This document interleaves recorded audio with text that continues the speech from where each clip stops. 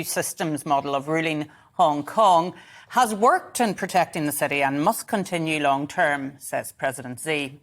The Chinese leader mounted a stern defence of the political system in a speech in Hong Kong following recent international criticism. Hong Kong is marking 25 years since Britain returned the territory to China. And joining me now to talk about all of this is Benedict Rogers, who's the co-founder of Hong Kong Watch, and Nathan Law, who is a Hong Kong activist and former member of the Legislative Council, now exiled here in London. Thank you both very much for joining me. I'll go to you first, Benedict, and ask you what your reaction is to President Xi's comments today. Well, my reaction is that it's completely at odds with the truth and with reality. In fact, it's the exact opposite. What he has done has been to completely tear up one country, two systems, to tear up the promises made under the Sino-British Joint Declaration, to tear up Hong Kong's freedoms and autonomy. And Hong Kong basically is one country, two systems in name still, but in reality, it's under the direct rule of Beijing. And Nathan, given your background and what you've had to do to protect yourself, I would assume that you'd very strongly agree with that. Yes, definitely. One country, two system for now is a lie.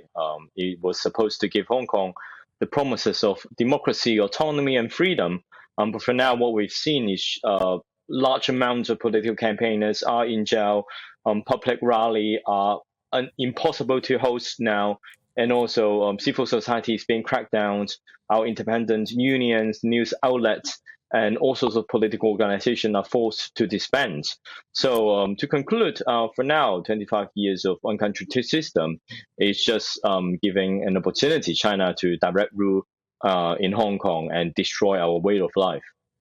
And in terms of our viewers and listeners, I think they'd be very interested to hear again about the law that was passed recently that only patriots, in inverted commas, can stand for election in Hong Kong's territory. Just explain that to our viewers and listeners, if you don't mind, Nathan.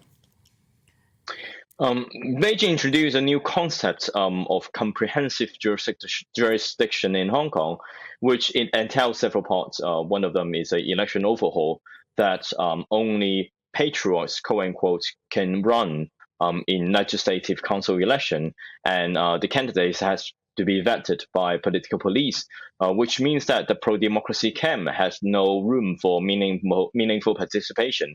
And for now, our city's leader, chief executive, is basically being selected by an election committee only composed by Beijing loyalists.